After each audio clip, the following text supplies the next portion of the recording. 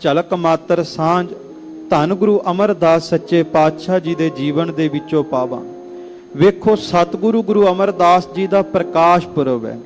ਸੰਸਾਰ ਦੇ ਵਿੱਚ ਜਦੋਂ ਕੋਈ ਨਵਾਂ ਜੀਵ ਆਉਂਦਾ ਹੈ, ਆਪਾਂ ਅਕਸਰ ਸ਼ਬਦ ਵਰਤਦੇ ਹਾਂ ਕਿ ਨਵੇਂ ਜੀਵ ਦਾ ਜਨਮ ਹੋਇਆ, ਪਰ ਜਦੋਂ ਪਾਤਸ਼ਾਹਾਂ ਦੀ ਆਮਦ ਹੁੰਦੀ ਹੈ, ਪਾਤਸ਼ਾਹਾਂ ਵਾਸਤੇ ਜਨਮ ਸ਼ਬਦ ਨਹੀਂ ਵਰਤਿਆ ਜਾਂਦਾ, ਪ੍ਰਕਾਸ਼ ਜਾਂ ਪ੍ਰਕਾਸ਼ ਗੁਰਪੁਰਬ ਸ਼ਬਦ ਵਰਤਿਆ ਜਾਂਦਾ ਹੈ। ਇਹਦੇ ਪਿੱਛੇ ਵੀ ਕਾਰਨ ਬੜਾ ਵੱਡਾ ਹੈ, ਸਿੱਖਿਆ ਬੜੀ ਵੱਡੀ ਹੈ।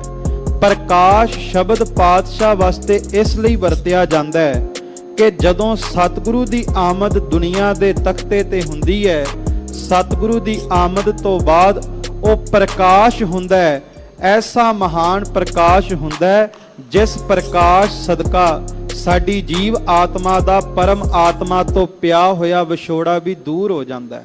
ਸਾਡੇ ਹਿਰਦੇ ਦੇ ਅੰਦਰੋਂ ਅਗਿਆਨਤਾ ਦਾ ਹਨੇਰਾ ਦੂਰ ਹੋ ਜਾਂਦਾ ਹੈ ਤੇ ਸਤਿਗੁਰੂ ਦਾ ਪ੍ਰਕਾਸ਼ ਐਸਾ ਮਹਾਨ ਪ੍ਰਕਾਸ਼ ਹੈ। ਗੁਰੂ ਕੀ ਬਾਣੀ ਦਾ ਫਰਮਾਨ ਹੈ ਕਿ ਸਤਿਗੁਰੂ ਦੇ ਪ੍ਰਕਾਸ਼ ਦੇ ਸਾਹਮਣੇ 100 ਚੰਦਰਮਾ ਤੇ ਹਜ਼ਾਰਾਂ ਸੂਰਜਾਂ ਦਾ ਵੀ ਪ੍ਰਕਾਸ਼ ਫਿੱਕਾ ਪੈ ਜਾਂਦਾ ਹੈ। ਜੇ 100 ਚੰਦਾ ਉਗਵੇ ਸੂਰਜ ਚੜੇ ਹਜ਼ਾਰ, ਏਤੇ ਚਾਨਣ ਹੋਦਿਆਂ ਗੁਰਬਿਨ ਘੋਰ ਅੰਧਾਰ। ਸੋ ਸਤਿਗੁਰੂ ਗੁਰੂ ਅਮਰਦਾਸ ਸੱਚੇ ਪਾਤਸ਼ਾਹ ਜੀ ਮਹਾਰਾਜ ਵਿਸਾਖ ਸੁਦੀ 14 ਸੰਮਤ 1536 ਨੂੰ ਬਾਸਰ ਕੇ ਨਗਰ ਬਾਬਾ ਤੇਜ ਭਾਣ ਜੀ ਦੇ ਘਰ ਮਾਤਾ ਸੁਲੱਖਣੀ ਜੀ ਦੇ ਕੁੱਖੋਂ ਉਹਨਾਂ ਦੀ ਆਮਦ ਹੋਈ, ਸੰਸਾਰ ਦੇ ਤਖਤੇ ਦੇ ਉੱਤੇ ਪ੍ਰਕਾਸ਼ਮਾਨ ਹੋਈ ਤੇ ਧੰਨ ਗੁਰੂ ਅਮਰਦਾਸ ਸਾਹਿਬ ਸੱਚੇ ਪਾਤਸ਼ਾਹ ਜੀ ਦੀ ਵਡਿਆਈ ਦੇ ਪ੍ਰਥਾਏ ਕਲਗੀਧਰ ਸੁਆਮੀ ਗੁਰੂ ਗੋਬਿੰਦ ਸਿੰਘ ਮਹਾਰਾਜ ਸੱਚੇ ਪਾਤਸ਼ਾਹ ਜੀ ਦੇ ਪਾਕ ਬੋਲ ਨੇ, ਅਮਰਦਾਸ ਪੂਰੋ ਪੁਰਸ਼ੋਤਮ ਸਤ ਸੰਗਤ ਕਰ ਪਾਰ ਉਤਾਰੇ, ਜੇ ਜੇ ਚਰਨ ਸ਼ਰਨ ਗੁਰ ਲਾਗੇ, ਬਿਖੜੇ ਘਾਟ ਗੁਰੂ ਨਿਸਤਾਰੇ।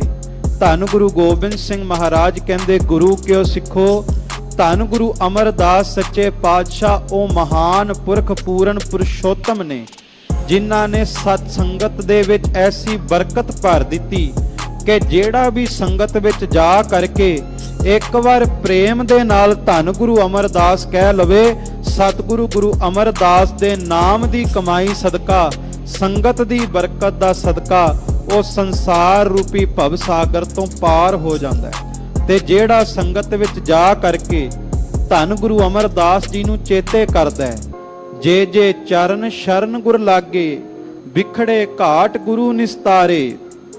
ਜਿਹੜਾ ਸੰਗਤ ਵਿੱਚ ਜਾ ਕੇ ਗੁਰੂ ਅਮਰਦਾਸ ਜੀ ਨੂੰ ਚੇਤੇ ਕਰਦਾ ਹੈ, ਸਤਿਗੁਰੂ ਗੁਰੂ ਗੋਬਿੰਦ ਸਿੰਘ ਕਹਿੰਦੇ, ਜੀਵਨ ਦੇ ਵਿੱਚ ਕੋਈ ਮੁਸ਼ਕਲਾਂ ਵਾਲਾ ਸਮਾਂ ਹੋਵੇ ਨਾ, ਕੋਈ ਵਿਖੜਾ ਸਮਾਂ ਹੋਵੇ, ਕਹਿੰਦੇ ਇੱਕ ਵਾਰ ਰਸਨਾ ਤੋਂ ਗੁਰੂ ਅਮਰਦਾਸ ਜੀ ਦਾ ਨਾਮ ਲੈ ਕੇ ਵੇਖੀ ਸਿੱਖਾ, ਭਾਵੇਂ ਜੀਵਨ ਵਿੱਚ ਜਿਤਨੀਆਂ ਮਰਜ਼ੀਆਂ ਪਰੇਸ਼ਾਨੀਆਂ ਤਕਲੀਫਾਂ ਹੋਣ, ਗੁਰੂ ਅਮਰਦਾਸ ਜੀ ਦਾ ਨਾਮ ਸਾਰੀਆਂ ਤਕਲੀਫਾਂ ਪਰੇਸ਼ਾਨੀਆਂ ਨੂੰ ਸਾੜ ਕੇ ਸੁਆਹ ਕਰ ਦੇਵੇਗਾ। ਆਖੋ ਸਤਨਾਮ ਸ਼੍ਰੀ।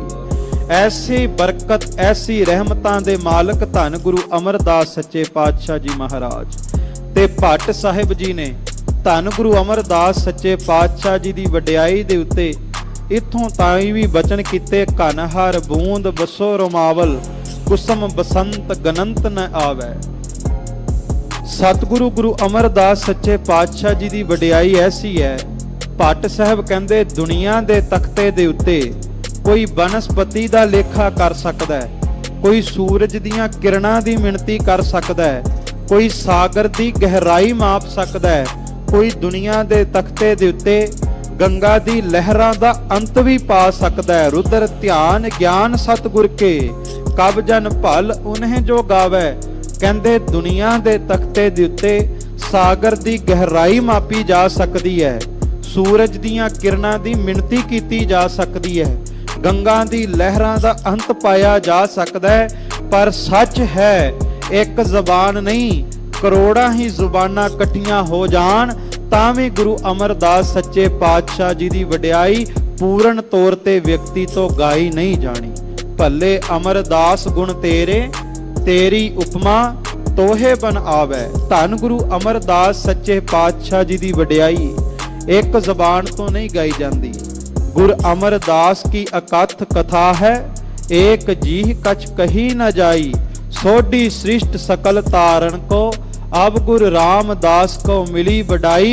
धन गुरु अमरदास सच्चे पातशाह जी की कथा ऐसी अकथ कथा है, भावें करोड़ां ही कथाकार आ जाण पर गुरु अमरदास सच्चे पातशाह जी की वडियाई का अंत नहीं पाया जाना, वो बेअंत ने। ते धन गुरु अमरदास महाराज जी ने अपने जीवन दे विच भी जिन्हां नूं तारिया खालसा जी वो भी बेअंत ने, ते सतगुरु अज भी तार रहे। पर सतगुरु दे जीवन दे विच जे झात पाइए ते नज़र आवेगा कि गुरु अमरदास सच्चे पातशाह जी का सुभाव बचपन तो ही बड़ा दूसरियां दी मदद करने वाला सी, दया वाला सुभाव सी, धर्मी सुभाव सी सतगुरु दा। किसे गरीब नूं वेखना, किसे लोड़वंद नूं वेखना, ते धन गुरु अमरदास सच्चे पातशाह जी ने खुद चल करके उस लोड़वंद दी लोड़ पूरी करिया करनी, हर एक दी लोड़ पूरी करनी, हर एक दी मदद करनी। इहो कारण है कि सतगुरु गुरु अमरदास सच्चे पातशाह जी दे बारे ही धन गुरु अंगद साहब जी ने बचन कीते सी, तुम हो निथावन को थान, करहो निमानन को मान, ने ओटियां की ओट, ने ताणियां दे ताण, ने आसरियां दे आसरे, ने धरियां दी धर, न धीरन न धीर, पीरां ने पीर, दयाल गई बहोड़, सब जगत बंदी छोड़, भन्नन घड़न समरथ, सब जीव का जिस हथ। धन गुरु अंगद साहब जी कहंदे दुनिया दे तख्ते दे उत्ते कोई नथावा होवे, किसे नूं रहण वास्ते थां ना मिलदी होवे, ओ गुरु अमरदास जी नूं चेते कर लवे। धन गुरु अमरदास जी नथावियां नूं थां बख्श देंदे ने, झुग्गियां वालियां नूं वड्डे वड्डे महल बख्श देंदे ने।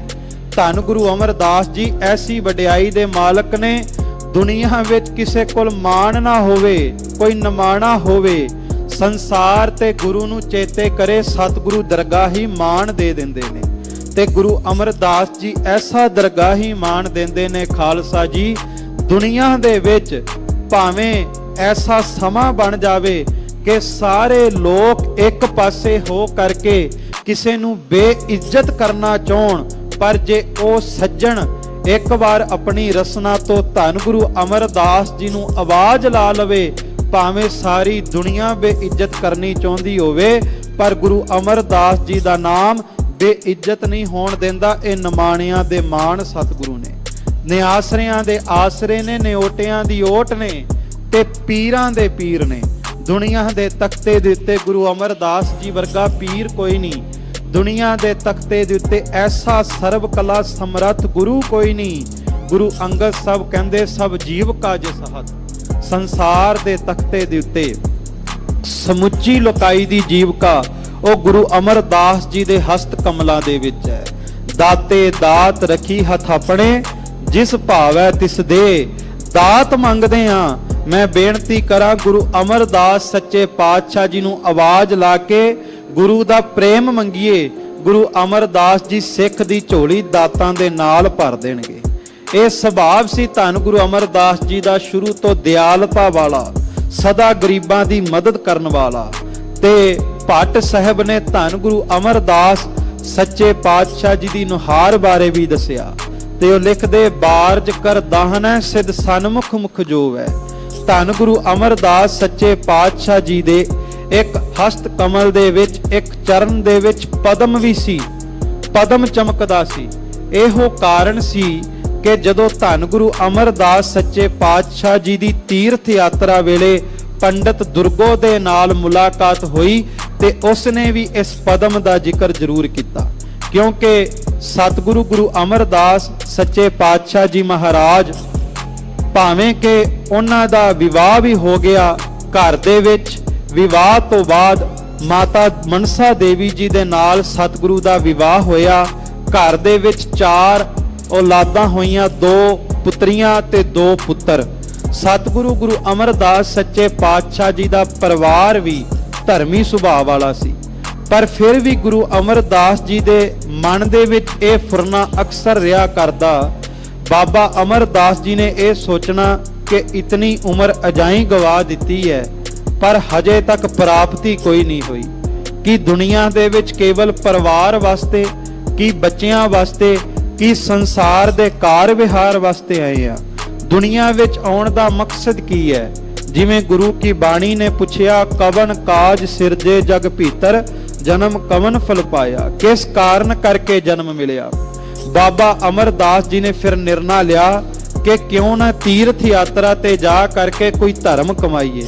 ਵੇਖੋ ਸ਼ੰਕਾ ਨਹੀਂ, ਜੋ ਪੁਰਾਤਨ ਮਰਿਆਦਾ ਹੈ, ਭਾਵ ਜੋ ਪੁਰਾਣੇ ਸਮੇਂ ਤੋਂ ਚੱਲਿਆ ਆ ਰਿਹਾ ਸੀ, ਉਸੇ ਮੁਤਾਬਕ ਸਤਿਗੁਰੂ ਨੇ ਧਰਮ ਕਮਾਉਣ ਦਾ ਯਤਨ ਕੀਤਾ।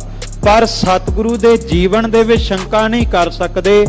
ਅਸਲ ਦੇ ਵਿੱਚ ਬਾਬਾ ਅਮਰਦਾਸ ਜੀ ਜੋ ਗੁਰੂ ਅਮਰਦਾਸ ਦੇ ਰੂਪ ਵਿੱਚ ਉਜਾਗਰ ਹੋਏ ਨੇ, ਉਹ ਆਪ ਨਾਰਾਇਣ ਕਲਾ ਧਾਰ ਜਗ ਮਹਿ ਪਰਵਰਿਓ, ਖੁਦ ਖੁਦਾ ਨੇ, ਖੁਦ ਨਿਰੰਕਾਰ ਨੇ। ਪਰ ਸਾਨੂੰ ਅਲਪਗ ਜੀਵਾਂ ਨੂੰ ਸੋਝੀ ਦੇਣ ਵਾਸਤੇ, ਸਿੱਖਿਆ ਦੇਣ ਵਾਸਤੇ ਸਤਿਗੁਰੂ ਆਪਣੇ ਜੀਵਨ ਦੇ ਵਿੱਚ ਐਸੀਆਂ ਰਚਨਾਵਾਂ, ਐਸੀ ਲੀਲਾ ਖੇਡਦੇ। ਸਤਿਗੁਰੂ ਨੇ ਤੀਰਥ ਯਾਤਰਾ ਤੇ ਜਾਣ ਦਾ ਫੈਸਲਾ ਕੀਤਾ ਤੇ 6 ਮਹੀਨਿਆਂ ਬਾਅਦ ਸਤਿਗੁਰੂ ਨੇ ਠਾਨਿਆ ਵੀ ਹਰ 6 ਮਹੀਨੇ ਬਾਅਦ ਜਾ ਕਰਕੇ ਤੀਰਥ ਤੇ ਜਾ ਕਰਕੇ ਇਸ਼ਨਾਨ ਕਰਨਾ। ਸਤਿਗੁਰੂ ਗੁਰੂ ਅਮਰਦਾਸ ਸੱਚੇ ਪਾਤਸ਼ਾਹ ਜੀ ਮਹਾਰਾਜ ਕਹਿੰਦੇ 20 ਵਾਰ ਲਗਾਤਾਰ ਤੀਰਥ ਯਾਤਰਾ ਤੇ ਜਾਂਦੇ ਰਹੇ। ਪਰ ਜਦੋਂ 21ਵੀਂ ਵਾਰ ਗਏ ਤੇ ਇੱਕ ਬੜਾ ਹੀ ਵੱਡਾ ਜਿਹੜਾ ਬਚਨ ਸਤਿਗੁਰੂ ਦੇ ਹਿਰਦੇ ਦੇ ਵਿੱਚ ਅਣਿਆਲੇ ਤੀਰ ਦੀ ਤਰ੍ਹਾਂ ਵੱਜਾ। ਅੱਜ 21ਵੀਂ ਵਾਰ ਜਦੋਂ ਬਾਬਾ ਅਮਰਦਾਸ ਜੀ ਤੀਰਥ ਯਾਤਰਾ ਤੇ ਗਏ, ਕਹਿੰਦੇ ਹਰਿਦੁਆਰ ਦੇ ਥੋੜਾ ਜਿਹਾ ਦੂਰ ਇੱਕ ਨਗਰ ਸੀ। ਉਸ ਨਗਰ ਦੇ ਵਿੱਚ ਇੱਕ ਪੰਡਤ ਨੇ ਇੱਕ ਸਰਾਂ ਬਣਾਈ ਹੋਈ ਸੀ ਆਏ ਗਏ ਮੁਸਾਫਰਾਂ ਦੇ ਆਰਾਮ ਵਾਸਤੇ। ਬਾਬਾ ਅਮਰਦਾਸ ਜੀ ਉਸ ਸਰਾਂ ਦੇ ਵਿੱਚ ਰੁਕੇ। ਉਸ ਸਰਾਂ ਦੇ ਵਿੱਚ ਰੁਕੇ ਬਾਬਾ ਅਮਰਦਾਸ ਜੀ ਆਰਾਮ ਕਰ ਰਹੇ ਸੀ। ਇਤਿਹਾਸ ਇਸ ਗੱਲ ਦੀ ਗਵਾਹੀ ਭਰਦਾ ਹੈ ਕਿ ਬਾਬਾ ਅਮਰਦਾਸ ਜੀ ਉਸ ਵਕਤ ਪਲੰਗੇ ਦੇ ਉੱਤੇ ਲੱਤ ਦੇ ਉੱਤੇ ਲੱਤ ਧਰ ਕਰਕੇ ਲੰਮੇ ਪਏ ਹੋਏ ਸਨ ਤੇ ਜੋ ਪੰਡਤ ਦੁਰਗੋ ਸੀ ਉਸ ਨੇ ਬਾਬਾ ਅਮਰਦਾਸ ਜੀ ਦੇ ਵੱਲ ਵੇਖਿਆ ਤੇ ਉਸ ਦੀ ਨਿਗਾਹ ਬਾਬਾ ਅਮਰਦਾਸ ਜੀ ਦੇ ਪਾਵਨ ਚਰਨਾਂ ਵੱਲ ਪਈ। ਉਹਨੇ ਵੇਖਿਆ ਸਤਿਗੁਰਾਂ ਦੇ ਪਾਵਨ ਚਰਨਾਂ ਦੇ ਵਿੱਚ ਪਦਮ ਚਮਕ ਰਿਹਾ ਤੇ ਖਾਲਸਾ ਜੀ ਪੰਡਤ ਦੁਰਗੋ ਸਤਿਗੁਰੂ ਕੋਲ ਆਇਆ, ਆ ਕੇ ਕਹਿੰਦਾ ਮੈਂ ਇੱਕ ਬੇਨਤੀ ਕਰਨੀ ਚਾਹੁੰਦਾ। ਬਾਬਾ ਅਮਰਦਾਸ ਜੀ ਕਹਿਣ ਲੱਗੇ ਹੁਕਮ ਕਰੋ। ਤੇ ਪੰਡਤ ਦੁਰਗੋ ਨੇ ਕਿਹਾ ਤੁਹਾਡੇ ਆਉਣ ਵਾਲੇ ਸਮੇਂ ਵਿੱਚ ਤੁਹਾਡੇ ਸੀਸ ਤੇ ਛਤਰ ਝੁਲਣਗੇ, ਜਾਂ ਤਾਂ ਬਾਦਸ਼ਾਹ ਦੀ ਪਦਵੀ ਨੂੰ ਪ੍ਰਾਪਤ ਹੋਵੋਗੇ ਜਾਂ ਬਾਦਸ਼ਾਹ ਤੁਹਾਡੇ ਚਰਨਾਂ ਵਿੱਚ ਆ ਕੇ ਝੁਕਿਆ ਕਰਨਗੇ। ਪਰ ਬਾਬਾ ਅਮਰਦਾਸ ਜੀ ਨੇ ਉਸ ਦਾ ਵਚਨ ਹੱਸ ਕੇ ਟਾਲ ਦਿੱਤਾ। ਉਸ ਤੋਂ ਬਾਅਦ ਯਾਤਰਾ ਕਰਨ ਤੋਂ ਬਾਅਦ ਜਦੋਂ ਬਾਬਾ ਅਮਰਦਾਸ ਜੀ ਵਾਪਸ ਆਪਣੇ ਪਿੰਡ ਬਾਸਰਕੇ ਨੂੰ ਜਾਣ ਲੱਗੇ, ਕਹਿੰਦੇ ਰਸਤੇ ਦੇ ਵਿੱਚ ਇੱਕ ਸਾਧੂ ਦਾ ਮਿਲਾਪ ਹੋਇਆ ਤੇ ਇਤਿਹਾਸ ਦੇ ਵਿੱਚੋਂ ਮਿਲਦਾ ਹੈ ਕਿ ਉਹ ਸਾਧੂ ਬਾਬਾ ਸ਼੍ਰੀ ਚੰਦ ਜੀ ਦੀ ਸੰਪਰਦਾਇ ਉਦਾਸੀ ਸੰਪਰਦਾਇ ਤੋਂ ਤਾਲੁਕਾਤ ਰੱਖਦਾ ਸੀ। ਸਾਧੂ ਹਰੀਦਾਸ ਉਸ ਦਾ ਨਾਮ ਸੀ। ਕਹਿੰਦੇ ਬਾਬਾ ਅਮਰਦਾਸ ਜੀ ਨਾਲ ਰਸਤੇ ਵਿੱਚ ਮੁਲਾਕਾਤ ਹੋਈ ਤੇ ਜਿਸ ਤਰ੍ਹਾਂ ਬਾਬਾ ਅਮਰਦਾਸ ਜੀ ਦਾ ਸੁਭਾਅ ਧਰਮੀਆਂ ਵਾਲਾ ਸੀ ਤੇ ਕਹਿੰਦੇ ਉਹ ਬਾਤਾਂ ਵੀ ਧਰਮ ਵਾਲੀਆਂ ਹੀ ਕਰਦੇ ਸੀ, ਪਰਮਾਤਮਾ ਦੀਆਂ ਕਰਦੇ ਸੀ। ਜਦੋਂ ਸਾਧੂ ਨੇ ਬਾਬਾ ਅਮਰਦਾਸ ਜੀ ਤੋਂ ਧਰਮ ਦੀਆਂ ਬਾਤਾਂ ਸੁਣੀਆਂ, ਪ੍ਰਭਾਵਿਤ ਹੋਇਆ ਤੇ ਬਾਬਾ ਅਮਰਦਾਸ ਜੀ ਦੇ ਨਾਲ ਸਫ਼ਰ ਕੱਟਣ ਲੱਗਾ। ਬਾਬਾ ਅਮਰਦਾਸ ਜੀ ਨੇ ਕਿਹਾ ਸਾਡੇ ਘਰੇ ਮੁਬਾਰਕ ਚਰਨ ਪਾਓ। ਉਹ ਸਾਧੂ ਬਾਬਾ ਜੀ ਦੇ ਘਰੇ ਗਿਆ। ਬਾਬਾ ਅਮਰਦਾਸ ਜੀ ਉਸ ਵਾਸਤੇ ਜਲ ਲਿਆਉਂਦੇ। ਕਹਿੰਦੇ ਜਲ ਪਕੜਨ ਤੋਂ ਪਹਿਲਾਂ ਉਹ ਸਾਧੂ ਕਹਿੰਦਾ ਬਾਬਾ ਅਮਰਦਾਸ ਜੀ ਨੂੰ ਕਿ ਤੁਸੀਂ ਬਾਤਾਂ ਬਹੁਤ ਧਰਮੀਆਂ ਵਾਲੀ ਕਰਦੇ ਹੋ, ਤੁਹਾਡਾ ਗੁਰੂ ਕੌਣ ਹੈ, ਕਿਹੜਾ ਗੁਰਮੰਤਰ ਜਪਦੇ ਹੋ? ਤੇ ਬਾਬਾ ਅਮਰਦਾਸ ਜੀ ਨੇ ਕਿਹਾ ਕਿ ਮੈਂ ਇਸ਼ਨਾਨ ਕਰਨ ਜਾਣਾ, ਮੈਂ ਤੀਰਥ ਦੀ ਯਾਤਰਾ ਤੇ ਜਾਣਾ, ਪਰ ਮੈਂ ਗੁਰੂ ਕੋਈ ਨਹੀਂ ਧਾਰਿਆ, ਮੈਂ ਗੁਰਮੰਤਰ ਨਹੀਂ ਜਪ ਰਿਹਾ। ਵੇਖੋ ਗੁਰਮੰਤਰ ਦੀ ਇੱਕ ਆਪਣੀ ਤਾਕਤ ਹੈ। ਤੇ ਉਹ ਸਾਧੂ ਹਰੀਦਾਸ ਕਹਿੰਦਾ ਕਿ ਇਤਨੀ ਉਮਰ ਹੋ ਗਈ, ਲਗਭਗ 60 ਸਾਲ ਦੀ ਉਮਰ ਬਾਬਾ ਅਮਰਦਾਸ ਜੀ ਦੀ ਹੋ ਚੁੱਕੀ ਹੈ ਸੰਸਾਰਕ ਤੌਰ ਤੇ। ਉਹ ਸਾਧੂ ਕਹਿਣ ਲੱਗਾ ਇਤਨੀ ਉਮਰ ਹੋ ਗਈ, ਤੀਰਥ ਯਾਤਰਾ ਇੱਕ ਪਾਸੇ ਹੈ ਪਰ ਗੁਰੂ ਕਿਉਂ ਨਹੀਂ ਧਾਰਿਆ, ਹਲੇ ਤੱਕ ਗੁਰੂ ਵਾਲੇ ਕਿਉਂ ਨਹੀਂ ਬਣੇ? ਕਈ ਵਾਰ ਸਾਡੇ ਵਿੱਚੋਂ ਵੀ ਇਹ ਬਚਨ ਆ ਜਾਂਦੇ ਕਿ ਖੰਡੇ ਬਾਟੇ ਦੀ ਪੋਲ ਤਾਂ ਨਹੀਂ ਲੈਂਦੇ, ਮਨ ਸਾਫ਼ ਹੈ, ਅਸੀਂ ਗੁਰੂ ਘਰ ਤਾਂ ਜਾਂਦੇ ਹੀ ਆ, ਕਿਸੇ ਦਾ ਬੁਰਾ ਨਹੀਂ ਕਰਦੇ, ਇਸ ਕਰਕੇ ਹਜੇ ਖੰਡੇ ਦੀ ਪੋਲ ਨਹੀਂ ਲੈਂਦੇ। ਪਰ ਵੇਖੋ ਸਤਿਗੁਰੂ ਦਾ ਜੀਵਨ ਸਾਨੂੰ ਸਿੱਖਿਆ ਦਿੰਦਾ ਹੈ कि जदों तक खंडे दी पोहल लैके गुरु वाले ना बनांगे उदों तक खालसा जी मुक्ति नहीं होनी। खालसा जी उसने जल नहीं छकिया, साधु घर तो चलन लगा, कहंदा इतनी उम्र अजाई गवाती, अजे तक गुरु की प्राप्ति कोई नहीं हुई। ये बचन अणियाले तीर की तरह लगा। बाबा अमरदास जी कहंदे सारी रात भी इसे सोचते रहे कि इतनी उम्र गवा दी पर हले गुरु की प्राप्ति नहीं हुई। सोचते अमृत वेले अपने निवास स्थान तो कमरे तो बरांडे वाल आए ते उथे बीबी अमरो जी मधानी रिड़कते हुए शब्द पढ़ रहे सी। करनी कागद मन मसवाणी, बुरा भला दोए लेख पे। बीबी अमरो जी धन गुरु अंगद देव साहब सच्चे पातशाह जी दे पुत्री ने। जदों बीबी जी ने यह शब्द पढ़िया ते वेखो बाबा जी दी बाणी इन्नी मिठास भरी है, जे कोई भी सतगुरु दी बाणी सुन लवे अंदर ताई ठंड वरत जाती है। बाबा अमरदास जी दे कन्नां दे विच जदों बाणी दे बोल पए, हिरदे ताई नाम दी कला वरत गई। जाके पुछिया ये किन्ना दा कलाम, किन्ना दी बाणी है? उन्हां ने दसिया सतगुरु गुरु नानक साहब दा पावन शब्द है। कहण लगे मैनूं सतगुरां दे दीदारे करवा के लियाओ। उन्हां कहा हुण सतगुरु गुरु अंगद देव जी गुरगद्दी ते सुभाएमान ने। सुबह होई, बाबा अमरदास जी बीबी अमरो जी दे नाल गुरु अंगद देव जी दे दीदारियां वास्ते आए। पर मैं वेखो बेनती करा, आपां जदों गुरु दीदारियां वास्ते आउंदे आ, पहलां इह लभदे आ कोई पहचान लभीए, कोई पहुंच लभीए, पहलां सिफारिश लभदे आ। पर जदों बाबा अमरदास जी गुरु अंगद देव जी दे दीदारियां वास्ते आए, एक पासे संसारक तौर ते रिश्तेदारी भी सी, कुड़माचारी भी सी, ते दूसरा बाबा अमरदास जी गुरु अंगद देव सच्चे पातशाह जी तो उम्र करके भी लगभग 25 साल उम्र विच वड्डे सन। पर जदों गुरु अंगद देव जी को लाए, सतगुरु गुरु अंगद देव जी ने अपनी पुत्री नूं पुछिया भी किस तरह आउणा होया, ते उन्हां ने दसिया साडे घर दे बजुर्ग आप दे दीदारियां लई आए। गुरु अंगद देव जी अपने आसन तो खड़े हो करके बाबा अमरदास जी नूं मिलण लई गए। खालसा जी सतगुरां ने लोई दी बुक्कल, चादर दी बुक्कल मारी सी। गुरु अंगद देव जी ने अपनियां दोवें बाहां अगांह नूं कीतियां बाबा अमरदास जी दे नाल मिलाप करन वास्ते। पर वेखो उथे बाबा अमरदास जी ने किन्ना बा कमाल बचन कीता। सतगुरु गुरु अंगद देव जी दे चरनां ते ढह के कहंदे, सतगुरु अज रिश्तेदारी तौर ते नहीं, अज तेरा सिख बन के आया, तू किरपा करके झोली वे सिक्खी दी दात पा दे। किड्डी अनमोल है खालसा जी सिक्खी। इसे करके पूर्वजां ने अरदास च कहा सिखां नूं सिक्खी दान। सो इस तरह सतगुरु नाल मिलाप होया। सतगुरु दे घर विच रह के सेवा कीती। 12 साल लगातार गुरु अंगद देव जी दे चरनां विच रह के सेवा कीती। निमरता विच रह करके, नमाणे हो करके सेवा करदे करदे गुरु का रूप हो गए।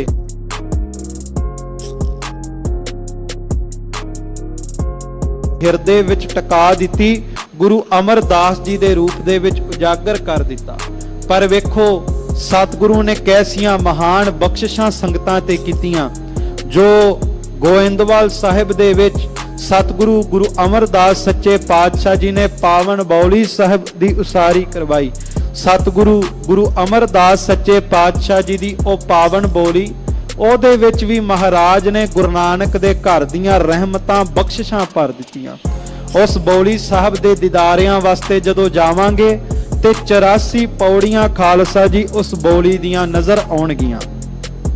सतगुरु गुरु अमरदास सच्चे पातशाह जी ने बचन कीते भी जेड़ा भी कोई गुरु का सिख इस पावन बौली दे विच इशनान करे ते 84 पौड़ियां ते खड़े हो करके 84 वार ही जपजी साहब दा पाठ करके फिर इशनान करेगा। गुरु नानक दे घर दी रहमतां दे नाल दुनिया दे तख्ते दे उत्ते इशनान करन वाले जपजी साहब दा पाठ करन वाले सिख दी 84 कट्टी जावेगी। जन्म मरण दा गेड़ ही कट्टिया जावेगा। इस करके गुरु अमरदास सच्चे पातशाह जी नूं पीरां दा भी पीर किया। अज तक दुनिया ते ऐसा मुर्शद नहीं होया जिहड़ा 84 कट दवे।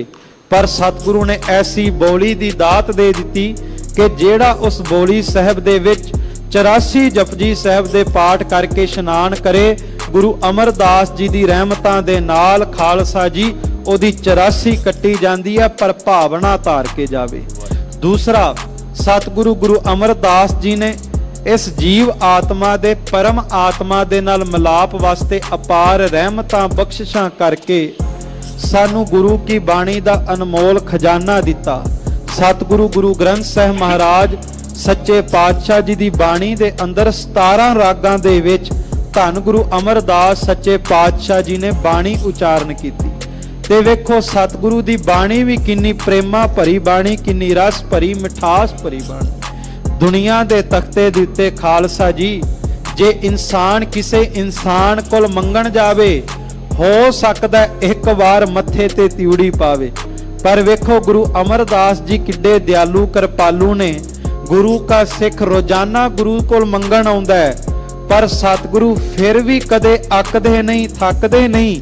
सिख रोजाना मंगण आउंदा है। जिन्नी वार भी मंगण आवांगे, गुरु अमरदास जी बावां खलार के कहणगे, आवो सिख सतगुर के प्यारे हो, गावो सच्ची बाणी। ਇਹ सतगुरु एडा दयालु कृपालु है। बंदा झोली भराउंदा भराउंदा ते थक जांदा, पर सतगुरु दातां वंडदा नहीं थकदा। देंदा दे लैंदे थक पाहे, बंदा लैंदा लैंदा थक जावेगा, पर धन गुरु अमरदास सच्चे पातशाह झोली भरदे नहीं थकदे। एक होर झलक मैं सतगुरु दे जीवन दे विचों पावां। एक गुरु का सिख होया लंगा, खालसा जी जी दी एक लत काम नहीं सी करदी, लंगड़ा सी। कहंदे हाड़ी दे नाल रोजाना गोइंदवाल साहिब धन गुरु अमरदास जी दी सेवा वास्ते आउणा, दही लै करके सतगुरु नूं भोग लवाउण लई। कहंदे नेम अनुसार आउंदा सी। अज भी आउण लगा, पिंड दे चौधरी ने मखौल कीता भी की करन वास्ते गुरु कोल जाना है। जेड़े गुरु कोल रोज दही लैके जाना है, ओ गुरु ते तेरी लत भी ठीक नहीं कर सकदा। खालसा जी पर सिख भरोसे वाला सी। ये नहीं भी किसी ने कहा ते टुट गया, फिर भी भावना धार के गुरु अमरदास जी को लाए। पर आउंदे होए कहंदे उस चौधरी ने उस सिख लंगा दी कहंदे पहाड़ी ओ खो लई। इस करके उन्हां नूं बिना पहाड़ी तो भी आउणा पिया ते देरी हो गई। गुरु अमरदास जी ने देरी दा कारण पुछया।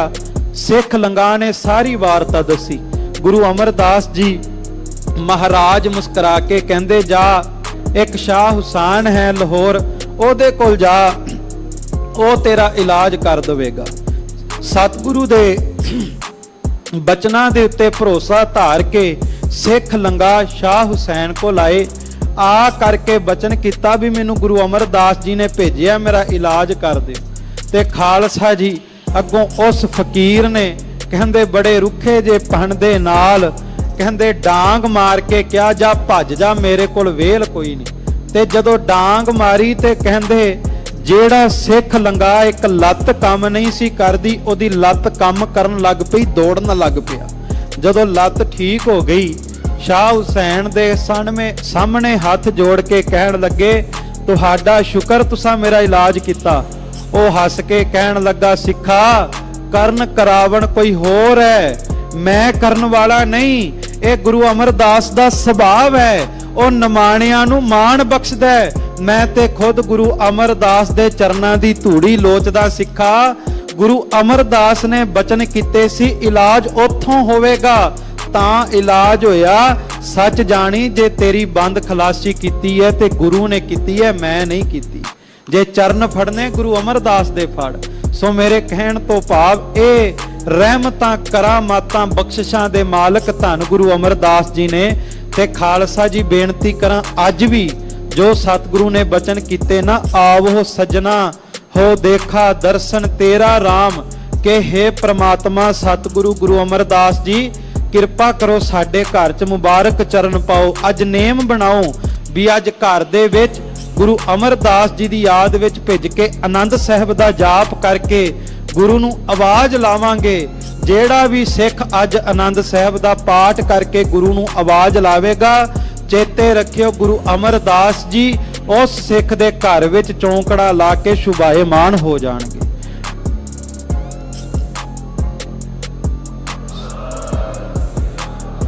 ਸੋ ਐਸੇ ਦੀਨ ਦਿਆਲ ਸਤਿਗੁਰੂ ਗੁਰੂ ਅਮਰਦਾਸ ਜੀ ਦੇ ਪ੍ਰਕਾਸ਼ ਪੁਰਬ ਦੀਆਂ ਆਪ ਸਮੁੱਚੀਆਂ ਸੰਗਤਾਂ ਨੂੰ ਬੇਅੰਤ ਵਧਾਈਆਂ।